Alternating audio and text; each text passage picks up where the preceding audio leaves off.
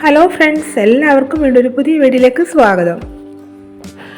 ഇന്ന് നമ്മളൊരു വെറൈറ്റി ഇലയടയുടെ റെസിപ്പിയാണ് പരിചയപ്പെടുന്നത്. ഈ ഇലയട തയ്യാറാക്കാൻ വേണ്ടി നമുക്ക് ചൂടുവെള്ളത്തിൻ്റെ ആവശ്യമില്ല. അതുപോലെ കുഴിക്കുകയോ പരത്തുകയോ ഒന്നും ചെയ്യണ്ട.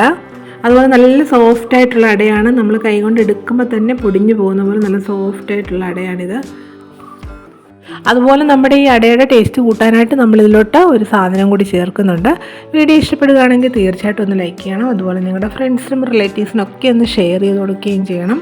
ഞങ്ങളുടെ ഈ ചാനൽ ഇതുവരെ സബ്സ്ക്രൈബ് ചെയ്യാത്ത കൂട്ടുകാർ ആരെങ്കിലും ഉണ്ടെങ്കിൽ ഒന്ന് സപ്പോർട്ട് ചെയ്യുകയും ചെയ്യണേ. എങ്കിൽ ശരി, ഇതെങ്ങനെയാണ് തയ്യാറാക്കുന്നതെന്ന് നമുക്ക് നോക്കാം. ആദ്യം നമ്മളുണ്ടല്ലോ ഈ അടയ്ക്ക് വേണ്ട ഫില്ലിംഗ് ഒന്ന് റെഡിയാക്കി എടുക്കാൻ പോവുകയാണേ. അതിനുവേണ്ടി നമുക്ക് ശർക്കര ആവശ്യമായിട്ടുണ്ട്. അപ്പോൾ ശർക്കരയ്ക്കകത്ത് കുറച്ച് അഴുക്കൊക്കെ ഉള്ളതാണ്, അതുകൊണ്ട് ഞാനുണ്ടല്ലോ ഒന്ന് തിളപ്പിച്ചെടുക്കാൻ പോവാണ് കേട്ടോ.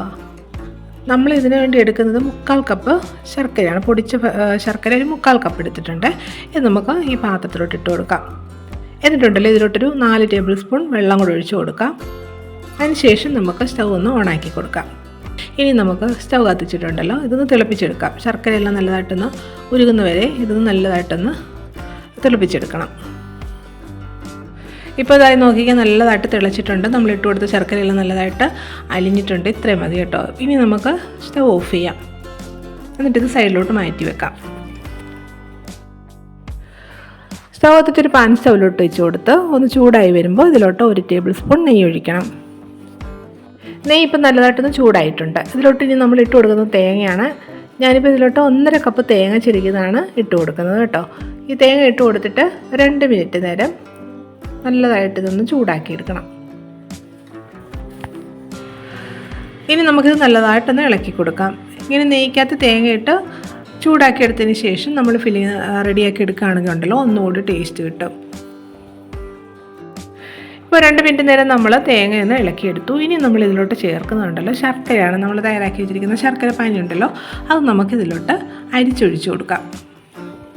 ഇപ്പോൾ അഴുക്കൊന്നും ഇല്ലാത്ത ശർക്കരയാണെങ്കിൽ പൊടിച്ചെടുത്തിട്ട് നമുക്ക് ഈ തേങ്ങയിലോട്ട് ഡയറക്റ്റ് ചേർത്ത് കൊടുക്കാം കേട്ടോ. അപ്പോൾ നമ്മൾ ശർക്കര പാനി ഇതിലോട്ട് ഒഴിച്ചു കൊടുത്തു. ഇനി നമുക്ക് നല്ലതായിട്ടൊന്ന് ഇളക്കി കൊടുക്കാം. ഇനി ഇതിലെ ആ വെള്ളമയെല്ലാം ഒന്ന് വറ്റുന്നവരെ നല്ലതായിട്ടൊന്ന് ഇളക്കിയെടുക്കണം. ഇപ്പോൾ നോക്കിക്കുക, ഇതിലെ വെള്ളമയം എല്ലാം വറ്റിയിട്ടുണ്ട്. ഇനി ഇതിലോട്ട് നമ്മൾ ചേർക്കുന്നത് ജീരകവും ഏലക്കയാണ് കേട്ടോ. ഞാൻ ഇതിലോട്ട് 1/2 ടീസ്പൂൺ ജീരകത്തിൻ്റെ പൊടിയും പിന്നെ ഒരു 4 ഏലക്ക പൊടിച്ചെടുത്തതും കൂടാണ് കേട്ടോ. ഇതും കൂടി ഇട്ട് കൊടുത്തിട്ട് നല്ലതായിട്ടൊന്ന് ഇളക്കിയതിന് ശേഷം നമുക്ക് സ്റ്റൗ ഓഫ് ചെയ്യാം.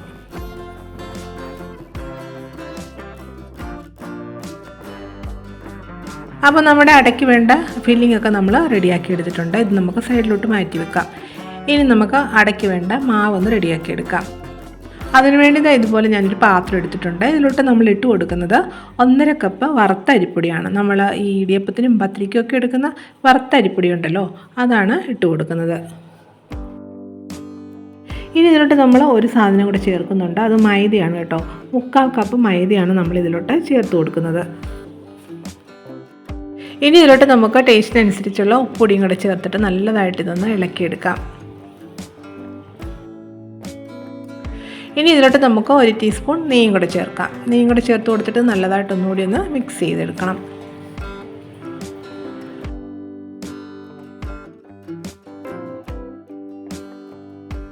ഇനി ഇതിലോട്ട് നമുക്ക് വെള്ളം ഒഴിക്കാം. വെള്ളം ഒഴിച്ചു കൊടുത്ത് നമ്മൾ ലൂസായിട്ടുള്ളൊരു മാവാണ് തയ്യാറാക്കി എടുക്കുന്നത്. നമ്മളിതിലോട്ട് 2 കപ്പ് വെള്ളമാണ് ഒഴിക്കുന്നത് കേട്ടോ. നമ്മൾ ഈ പൊടിയെല്ലാം അളന്നെടുത്ത അതേ കപ്പിൽ 2 കപ്പ് ആ വെള്ളമാണ് ഒഴിക്കുന്നത്. പച്ചവെള്ളമാണ് ഒഴിച്ചു കൊടുക്കുന്നത് കേട്ടോ. ചൂടുവെള്ളത്തിൻ്റെ ഒന്നും ആവശ്യമില്ല, പച്ചവെള്ളം ഒഴിച്ചാണിത് ഒഴിച്ചെടുക്കുന്നത്.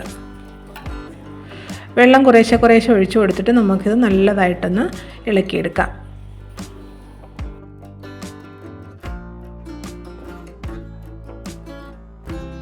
അപ്പോൾ നമ്മൾ ഇതിലോട്ട് 2 കപ്പ് വെള്ളം ഒഴിച്ചു കൊടുത്തിട്ട് നല്ലതായിട്ടൊന്ന് കലക്കിയെടുത്തിട്ടുണ്ട്. ഇതുപോലെ ഇത്രയും ലൂസായിട്ട് വേണം ഇരിക്കാൻ കേട്ടോ. ഞാനൊരു തവി ഉപയോഗിച്ചിട്ട് ഇത് കോരി ഒഴിച്ച് കാണിക്കാം കേട്ടോ. ഇതുപോലെ ദോശമാവിൻ്റെയൊക്കെ ഒരു പരുവുണ്ടല്ലോ, ആ രീതിയിൽ വേണം മാവ് റെഡിയാക്കി എടുക്കാൻ. നമ്മളിത് ഇലയിലോട്ട് കോരി ഒഴിച്ച് പരത്തിയെടുക്കുകയാണ് ചെയ്യുന്നത് കേട്ടോ. ഇനി നമുക്കുണ്ടല്ലോ ഈ മാവുണ്ടല്ലോ ഇലയിലോട്ട് കോരി ഒഴിക്കാം. ഞാൻ വാഴയില ഒന്ന് വാട്ടിയെടുത്തിട്ടുണ്ട്. വെയിലത്ത് വെച്ച് വാട്ടിയെടുത്താണ്. ഇപ്പോൾ നല്ല വെയിലാണല്ലോ, അപ്പോൾ ഒരു 10-15 മിനിറ്റ് വെയിലത്തോട്ട് വെക്കുമ്പോൾ നല്ലതായിട്ടൊന്ന് വാടിക്കിട്ടും. അല്ലെങ്കിൽ നമ്മൾ അടുപ്പിൽ വെച്ച് വാട്ടിയെടുത്താലും മതി കേട്ടോ. അപ്പോൾ ഇലയിലോട്ട് ഞാൻ ഇതുപോലെ 2 തവി മാവ് ഒഴിച്ചു കൊടുത്തിട്ടുണ്ട്. ചെറിയ തവിയിൽ 2 തവി മാവ് ഒഴിച്ചു കൊടുത്തിട്ടുണ്ട്. എന്നിട്ട് ഇതേ രീതിയിൽ നമുക്കിതൊന്ന് പരത്തിയെടുക്കാം. ഇലയിൽ മൊത്തമായിട്ട് അങ്ങ് പരത്തരുത് കേട്ടോ, സൈഡ് വിട്ട് വേണം പരത്തിയെടുക്കാൻ, അല്ലെങ്കിൽ ഇത് വെളിയിലോട്ടങ്ങ് ഒലിച്ചു പോകും. ഇതേ രീതിയിൽ നമ്മളിതൊന്ന് പരത്തി ഇനി നമുക്കിതിലോട്ട് നമ്മൾ തയ്യാറാക്കി വെച്ചിരിക്കുന്ന തേങ്ങയുടെ ഫില്ലിംഗ് ഒന്ന് വെക്കാം. 2 ടേബിൾ സ്പൂണോളം നമുക്കിത് വെച്ച് കൊടുക്കാം കേട്ടോ. ഇനി നമുക്കുണ്ടല്ലോ ഇതൊന്ന് മടക്കി കൊടുക്കാം. ഇങ്ങനെ മടക്കിയിട്ട് വേണമെങ്കിൽ നമുക്കിത് വേവിച്ചെടുക്കാം കേട്ടോ. ഞാനിത് ഒന്നുകൂടി ഒന്ന് മടക്കുന്നുണ്ട് കേട്ടോ, അതെങ്ങനെയാണെന്ന് നമുക്ക് നോക്കാം. ഇതിൻ്റെ 2 സൈഡും ഇതേ രീതിയിലൊന്ന് മടക്കണേ. എന്നിട്ടുണ്ടല്ലോ ഇതിൻ്റെ മുകൾ ഭാഗം ഇതേ രീതിയിൽ ഒന്നുകൂടി ഒന്ന് മടക്കിയെടുക്കണം. അപ്പോൾ നമ്മുടെ അടയ്ക്കുണ്ടല്ലോ ഒരു നല്ലൊരു ഷേപ്പ് കിട്ടും, ഒരു പേഴ്സിൻ്റെ ആകൃതി ഇതേ രീതിയിലൊന്ന് മടക്കിയെടുക്കണം കേട്ടോ. ഇതുപോലെ നമുക്ക് ബാക്കിയുള്ളതും കൂടെ മടക്കിയെടുക്കാം.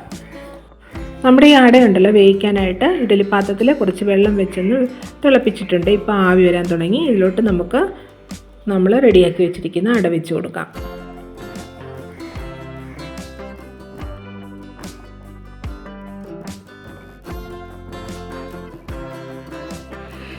ഇപ്പോൾ ഒരു 4 അട നമ്മൾ വെച്ച് കൊടുത്തിട്ടുണ്ട്. ഇനി നമ്മൾ ഇതിൻ്റെ മുകളിലോട്ട് അട വെച്ച് കൊടുക്കുകയാണെങ്കിൽ എല്ലാം കൂടെ അമങ്ങി ഇരുന്നിട്ട് ഇതിൻ്റെ ഉള്ളിലോട്ട് നല്ലതായിട്ട് ആവി കയറത്തില്ല. അതിനുവേണ്ടി നമ്മളുണ്ടല്ലോ വാഴത്തണ്ട് മുറിച്ചെടുത്തിട്ടുണ്ട്. അത് ഇതേ രീതിയിലൊന്ന് വെച്ച് കൊടുക്കണം കേട്ടോ.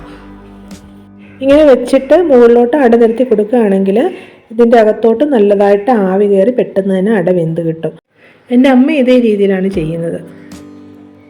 കൂടുതൽ അടയുണ്ടെങ്കിൽ നമുക്ക് വീണ്ടും ഇതേ രീതിയിൽ വാഴത്തണ്ട് മുറിച്ച് മുകളിലോട്ട് വെച്ചിട്ട് വീണ്ടും അട നിരത്തി കൊടുക്കാം കേട്ടോ.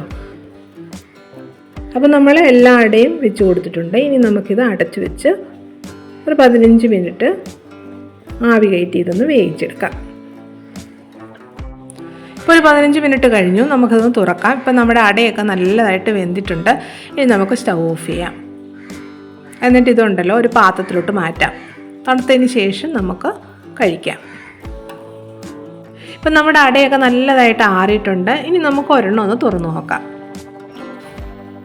ഇതാ നോക്കിക്കേ, നമ്മുടെ അടയൊക്കെ നല്ല പെർഫെക്റ്റ് ആയിട്ട് കിട്ടിയിട്ടുണ്ട്. കട്ടിയൊക്കെ കുറഞ്ഞ് നല്ല സോഫ്റ്റായിട്ടുള്ള അടയാണ്. നമ്മൾ കൈകൊണ്ട് എടുക്കുമ്പോൾ തന്നെ പൊടിഞ്ഞു പോകും, അത്ര നല്ല സോഫ്റ്റായിട്ടുള്ള അടയാണ്. നല്ല ടേസ്റ്റാണ്. മൈദയും കൂടി ചേർത്ത് കൊടുത്തുകൊണ്ട് ഒരു പ്രത്യേക ടേസ്റ്റാണ്. എല്ലാവരും ഒന്ന് ട്രൈ ചെയ്ത് നോക്കണം. വീഡിയോ ഇഷ്ടപ്പെട്ടെങ്കിൽ നിങ്ങൾ തീർച്ചയായിട്ടും ഒന്ന് ലൈക്ക് ചെയ്യണം. അതുപോലെ ഫ്രണ്ട്സിനും റിലേറ്റീവ്സിനൊക്കെ ഷെയർ ചെയ്ത് കൊടുക്കുകയും ചെയ്യണം. പിന്നെ ആ ബെല്ലൈക്കൺ ഉണ്ടല്ലോ ഒന്ന് എനേബിൾ ചെയ്യാനും മറക്കരുതേ. ഞങ്ങളുടെ ഈ ചാനൽ സബ്സ്ക്രൈബ് ചെയ്യാതെ കാണുന്ന കൂട്ടുകാർ ആരെങ്കിലും ഉണ്ടെങ്കിൽ ഒന്ന് സബ്സ്ക്രൈബ് സപ്പോർട്ട് ചെയ്യുകയും ചെയ്യണേ. വീണ്ടും ഇതുപോലെ വെറൈറ്റി വീഡിയോ ആയിട്ട് വരുന്നതായിരിക്കും. Bye bye.